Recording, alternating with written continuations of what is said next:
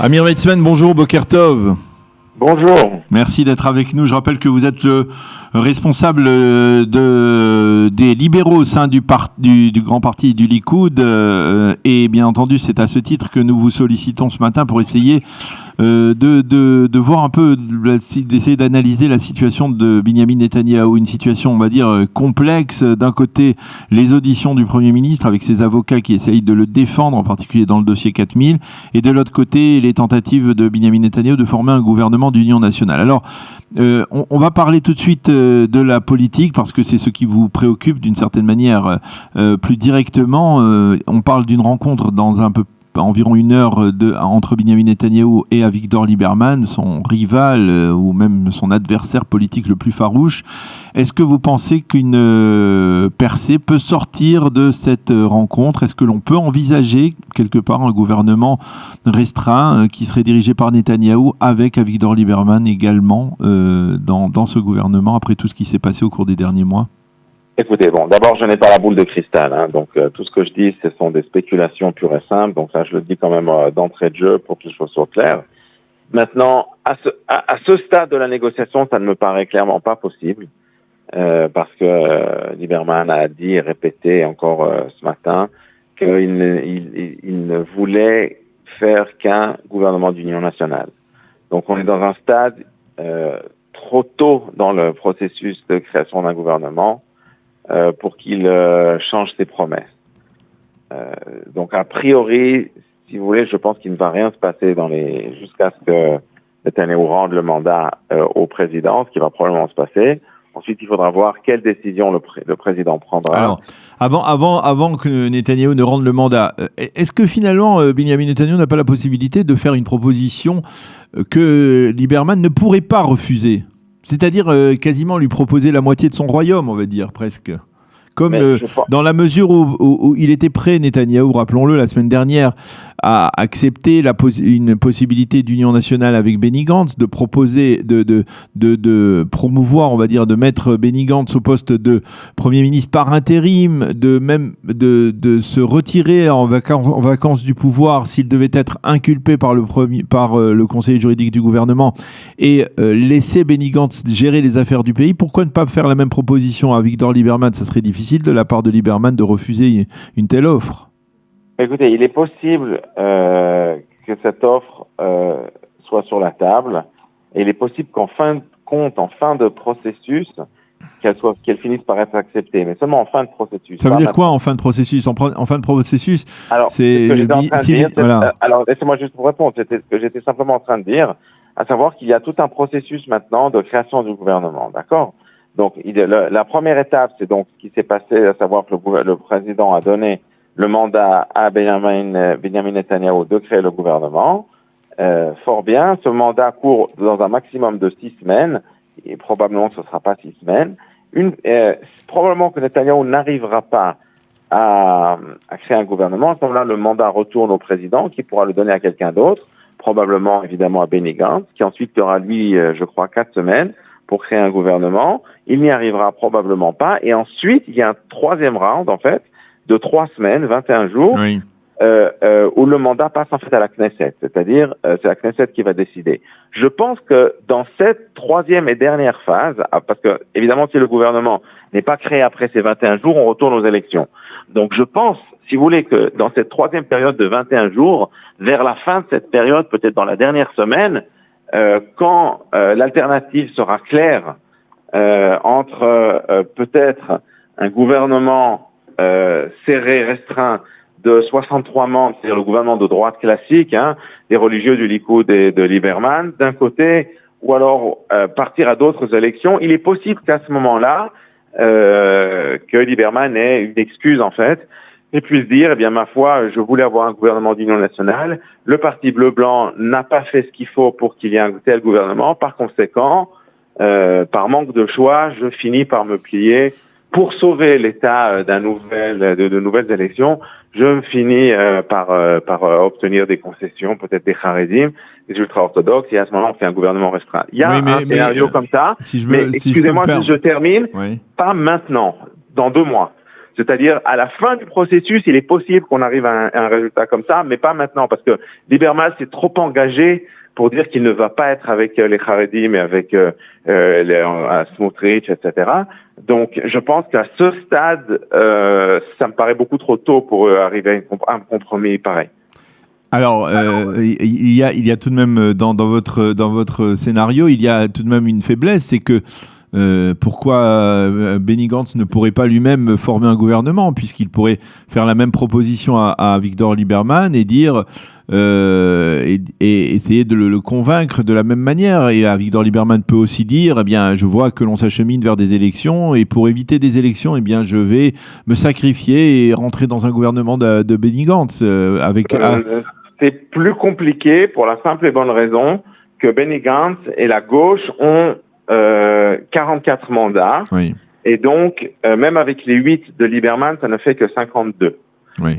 Et donc, on a du mal à voir Lieberman siéger dans un gouvernement qui pourrait être soutenu même de l'extérieur par les partis arabes. Par les Arabes, et en plus avec Meretz. Il ne faut quand même pas oublier qu'en dépit de tout ce qui s'est passé, Lieberman est quand même quelqu'un de droite. Oui. Et la plupart de ses électeurs sont quand même des gens de droite. Je pense que ce serait quand même du suicide politique pour lui d'aller dans un pareil gouvernement. Donc, voilà. Là où il y a un risque, puisque vous évoquez cette troisième période, effectivement, de ces 21 jours au cours desquels le président se tourne vers la Knesset, vers le président de la Knesset pour lui demander de confier à un député le soin de former un gouvernement. Rien ne garantit que ce soit Binyamin Netanyahou qui puisse être désigné par le président de la Knesset. Et surtout, on a le sentiment depuis hier que le bloc de droite, après, on va dire, plusieurs semaines de soutien envers Binyamin Netanyahou, pourrait s'effriter à ce moment-là et ne plus soutenir le Premier ministre de la même manière, puisque on a vu hier que les responsables du bloc de droite ont refusé de prendre l'engagement de soutenir Netanyahou dans cette troisième période. Écoutez, on verra. Tous les scénarios sont envisageables. Je vais vous dire la vérité. Je crois que bien malin celui qui peut maintenant savoir ce qui va se passer. Moi, franchement, comme je le disais tout à l'heure, je n'ai pas la boule de cristal. Je ne pense pas que qui que ce soit, y compris Netanyahou, Gantz ou Lieberman, ait aujourd'hui la moindre idée de ce qui va se passer. Il va y avoir une dynamique qui va se créer, je pense, tout à la fin dans cette troisième période. À la fin des 3 semaines, il y aura probablement dans les derniers jours une dynamique qui va se créer et les gens devront décider s'ils vont à un troisième round d'élection, ce qui est tout à fait possible par ailleurs, ou alors est-ce que quelqu'un finit par trouver un compromis. Je pense qu'au jour d'aujourd'hui, personne ne peut dire avec clarté ce qui va se passer. Tout est envisageable, y compris en effet que le gouvernement, en fin de compte, soit dirigé par quelqu'un d'autre que Benjamin Netanyahu. C'est tout à fait possible. Même si c'est vrai qu'à ce stade, ça me paraît tout de même peu envisageable. Vous êtes de ceux qui, au Likoud, poussent le Premier ministre à rendre très rapidement le mandat au président, vu l'impasse actuelle, ou alors de ceux qui, au contraire, disent qu'il doit faire tout son possible pendant les 4 semaines de son mandat pour parvenir à former un gouvernement et seulement après 3 ou 4 semaines rendre ce mandat s'il n'y est toujours pas parvenu? Parce que quel est votre avis à ce sujet-là? Écoutez, donc 2 choses. D'abord, a priori, c'est vrai que je pense qu'il est inutile de perdre notre temps. Tout ça, ce sont des jeux politiques et de toute façon, il va probablement rien se passer dans les premières 6 semaines. Donc moi, tendance, ce serait plutôt de dire, en effet, réglons ça rapidement, le plus vite possible. Soit on arrive à une décision, soit on retourne aux élections. Maintenant, donc par conséquent, rendre le mandat le plus vite possible. Ceci étant, je ne suis pas impliqué, évidemment, dans la négociation au jour le jour. Je n'ai pas devant moi la totalité des cartes, telles qu'à Netanyahou. Donc, je dois faire un peu comme même preuve de réserve et de savoir aussi ce que je sais, ce que je ne sais pas. En l'occurrence, je pense que mon opinion est tout de même basée sur des faits qui sont lacunaires, je n'ai pas, donc, comme je disais, tous les faits devant moi. Donc, je respecte les décisions de toute façon de Netanyahou, quelles qu'elles soient. Alors, je voudrais qu'on revienne sur l'autre événement majeur donc de cette fin de semaine. C'est l'audition du Premier ministre de Binyamin Netanyahou. Est-ce que là aussi, ce sont des spéculations, des estimations, mais est-ce que vous avez le sentiment que quelque part les avocats du Premier ministre peuvent parvenir à à trouver une brèche qui remettrait en cause, on va dire, les conclusions jusqu'à présent du Conseil juridique du gouvernement et le fait que, par exemple, Mandelblit soupçonne Binyamin Netanyahou de corruption dans le dossier 4000 ? Écoutez, je l'espère. Hein, je pense que si ce processus a été demandé avec tant d'instances par le Premier ministre, je pense que c'est parce qu'il pense qu'il peut en effet prouver par cet intermédiaire son innocence. Donc, je l'espère vivement. Maintenant, ceci étant, évidemment, je ne suis pas avocat, je ne suis pas juriste, je n'ai pas traité du dossier, donc mon opinion, elle vaut ce qu'elle vaut. Hein. Dans ce domaine, parce que en fin de compte, c'est pas une question publique ou de politique, c'est une question purement juridique. Moi, je ne suis pas dans la tête de Mandelblit, je ne sais pas. Oui. Je sais une chose, c'est que Mandelblit est sous une pression démentielle des médias et de la gauche et pour avoir la tête de Netanyahou. Donc c'est vrai que donc vous dites comme le disent certains députés du Likoud ces 2 derniers jours que le Premier ministre ne va pas bénéficier d'un procès équitable ou qu'il n'est pas... Non, il est extrêmement clair que le processus n'est pas équitable. Il est extrêmement clair que simplement par les circonstances, sans même rentrer dans le fond, hein, simplement par les circonstances, il aurait fallu acquitter Netanyahou simplement pour dire parce qu'on ne peut pas dans ces conditions gérer un processus juridique de manière équitable. Et donc, par conséquent, comme le droit principal de chaque accusé du monde, hein, c'est d'avoir un procès équitable dans la mesure où ça n'est pas possible, l'acquitter, le coupable est acquitté d'emblée. Voilà, c'est ce qui aurait dû se passer. C'est d'ailleurs quelque chose qui s'est passé. Je ne suis pas en train d'inventer. Hein, il y a une jurisprudence qui existe comme ça, par exemple en Angleterre, où dans certains cas, quand justement il y avait eu des circonstances qui empêchaient la tenue d'un procès équitable, l'accusé avait été acquitté d'emblée simplement parce que le juge avait estimé que c'était pas possible de faire un procès équitable. Je pense qu'on est clairement dans une situation comme ça, pareil. Vous dites que la presse, les médias en général ont déjà condamné Netanyahou ? Bien qu'il l'ait condamné, ça encore, bon, ça c'est déjà scandaleux en tant que tel, mais bon, bien, à la limite, ils peuvent le condamner. Moi, ce que je trouve beaucoup plus grave, c'est que pendant maintenant, depuis, je sais pas, 1 ou 2 ans, en permanence, ou peut-être plus, en permanence, il y a des, comment est-ce qu'on dit en français, des adlafautes, des fuites.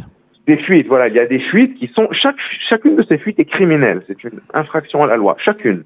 Or, il y en a quotidiennement des fuites dont le but est clairement de porter atteinte à Netanyahou, à son standing en public, etc., etc. Tous les jours. Et ces fuites, on est bien d'accord, elles peuvent venir seulement de 2 sources. L'une, c'est la police, et l'autre, c'est le parquet. Voilà. Et en l'occurrence, maintenant que la police n'est plus impliquée, ça vient du parquet. Je veux dire, tout le monde le sait. Donc, le parquet lui-même, il faut quand même comprendre de quoi on parle. Le parquet lui-même est impliqué dans une activité illégale. Il n'y a pas de discussion sur le fait que c'est illégal. C'est clair, ces fuites sont toutes illégales. Dans la quasi-totalité, ou peut-être dans leur totalité absolue, elles sont illégales. Donc on a des gens, je ne sais pas à quel niveau, peut-être que c'est même Mandelblit lui-même, peut-être que c'est des gens en dessous de lui, peu importe. On a des gens au sein du parquet qui sont impliqués jusqu'au cou dans une activité journalière illégale. Dans ces conditions, il est bien clair que le procès est un procès qui fondamentalement est illégal, qui ne respecte pas les formes de la justice et de l'équité. Par conséquent, ce procès doit être supprimé et le devoir de Mandelblit, c'est d'acquitter Netanyahou d'emblée, point, barre, terminé. Voilà, c'est comme ça que si l'Israël était un vrai pays de droit, où l'état de droit règne, c'est comme ça que ça aurait dû, comme l'Angleterre par exemple, c'est comme ça qu'on aurait dû, c'est ce qui aurait dû se passer. Malheureusement, Israël n'est pas vraiment un pays de droit, ou qu'à moitié, et on sait tous ici que les gens sont plus occupés à passer leur temps à chasser Netanyahou qu'à vouloir obtenir le droit et la justice. Alors, une dernière question, Amir Weizmann. Est-ce que vous êtes au Likoud, je le disais, est-ce que vous sentez au sein du grand parti, en particulier dans les cadres du parti, une sorte d'affaiblissement du soutien inconditionnel jusque-là apporté à Binyamin Netanyahou ? Écoutez, pour l'instant, non.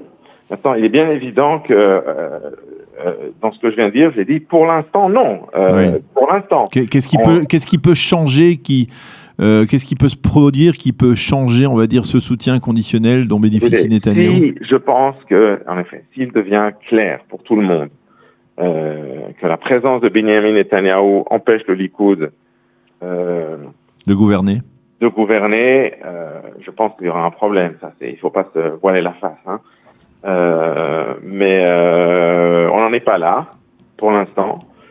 Et donc, je pense que pour l'instant, le Likoud continue à faire bloc derrière son leader, qui est tout de même son leader élu, ne l'oublions pas, Benjamin Netanyahou, par la majorité des membres du Likoud. Il y en a aujourd'hui peut-être 130 000. Donc, il a une forte légitimité au sein du Likoud. Donc, pour l'instant, personne ne pense à le mettre de côté. Maintenant, je répète, c'est pour l'instant. Ce qui peut se passer dans le futur, écoutez, comme je le disais d'entrée de jeu, je n'ai pas la boule de cristal. Tout est possible. Eh bien, Hamid Weizmann, merci beaucoup d'avoir accepté de répondre à nos questions ce matin dans une situation, je dois avouer, qui n'est pas particulièrement facile, avec beaucoup de spéculations dans le contexte actuel. Merci beaucoup d'avoir été avec nous ce matin. Avec grand plaisir. Et bonne journée, Gmar Khatima Tova. Gmar Khatima.